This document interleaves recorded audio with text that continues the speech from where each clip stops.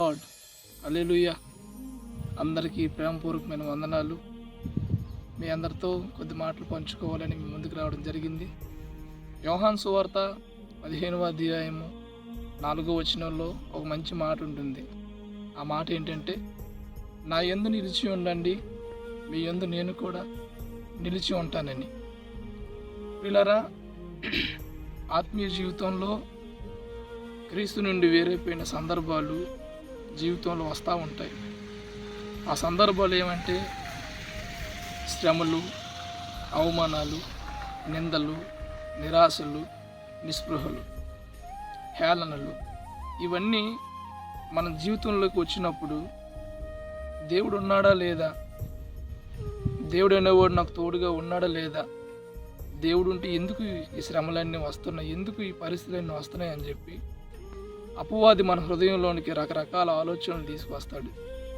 అయితే ఆత్మీయ జీవితం అనేది పూలబాట కాదు, ముళ్ళబాటని మనం గ్రహించి శ్రమలైనా, నిందలైనా, అవమానాలైనా, వేదనలైనా, ఇరుకులైనా, ఇబ్బందులైనా ఏ ఎదురైనా కానీ ప్రభువునందు నిలిచి ఉండడానికి మనము ప్రయాసపడాలి.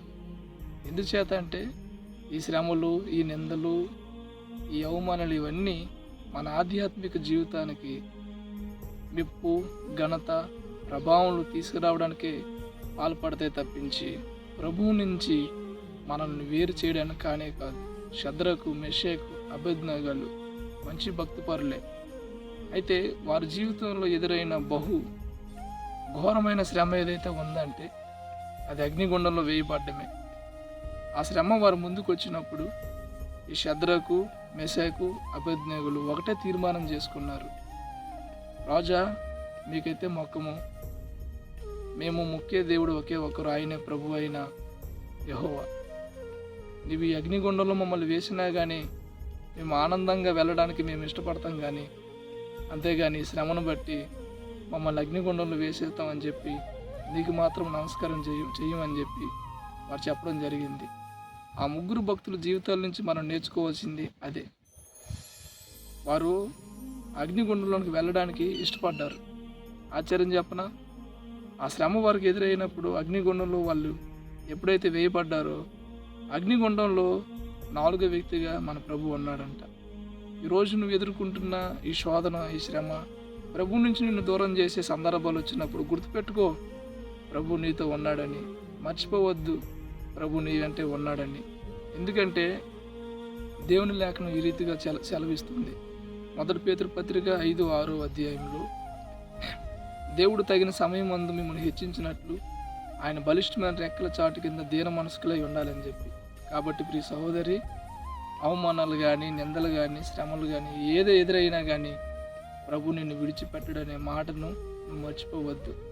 నువ్వు ఆయన వైపు దీన మనస్కుడిగా ఎప్పుడైతే మరులు కొలపబడతావో ఖచ్చితంగా ఆ సమయంలో దేవుడు ఒక దినాన్ని నిన్ను హెచ్చిస్తాడు. హల్లెలూయా. కాబట్టి అపవాది నిన్ను ఎంతగా శోధించినా, అపవాది నిన్ను లోకానుసారంగా ప్రవర్తించడానికి పురుకొలిపిన ప్రభు యొద్ద నుండి నువ్వు దూరం అవ్వడానికి ఎట్టి పరిస్థితుల్లో ఆలోచనలు తీసుకోమాకు. అందుకని ప్రభు అంటున్నాడు, నా యందు మీరు నిలిచి ఉండండి, శ్రమల్లో నిలిచి ఉండండి, ఇబ్బందుల్లో నిలిచి ఉండండి, ఇరుకుల్లో నిలిచి ఉండండి, ఇరుకు మార్గను ప్రవేశించండి. ఇదిగో నేను మీకు ముందుగా పోవచ్చు, మెట్టగా ఉన్న స్థలమును సరళం చేస్తానని చెప్పి యేసయ్య నీతో ఈ మాట ద్వారా మాట్లాడుతున్నారు. అందుకనే శిష్యులతో కూడా ప్రత్యేకంగా ఈ మాటలు పలకడం జరిగింది. ఏంటో తెలుసా, నా శ్రమల్లో, నా ఇబ్బందుల్లో నాతో కూడా ఉన్నది మీరే కదా అని చెప్పి. కాబట్టి సహోదరి, సహోదరుడా, శ్రమలను బట్టి ప్రభువుకు దూరం అవ్వాలని అనుకోవద్దు. అవమానాలను బట్టి ప్రభువుకు దూరం అవ్వాలని ఆలోచన చేయొద్దు. ఆ శ్రమలను, ఆ అవమానాలను నీకు పూదండలుగా నా ప్రభు మారుస్తాడు. నువ్వు విశ్వాసం కలిగి ప్రభువు నందు నిలిచి ఉండడానికి నువ్వు ఆలోచన చేసుకో. అందరికీ వందనాలు.